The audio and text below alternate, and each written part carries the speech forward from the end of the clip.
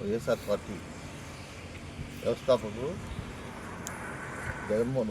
YS Jaganmohan Reddy గారి ఆదేశాల మేరకు, అలాగే కదిరి సమన్వయకర్త బిఎస్ మక్బుల్ మహమ్మద్ గారు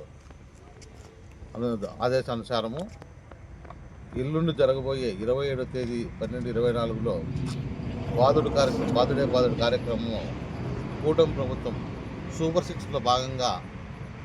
కరెంట్ ఛార్జీలు తగ్గిస్తామని చెప్పి ఈరోజు అదనంగా సామాన్య ప్రజలపై 15,000 కోట్లు అదనపు భారము వేస్తూ, ఎందుకంటే ప్రతి సూపర్ 6లో ఏ ఒకటి అమలు చేయలే, అందుకోసము దానికి నిరసనగా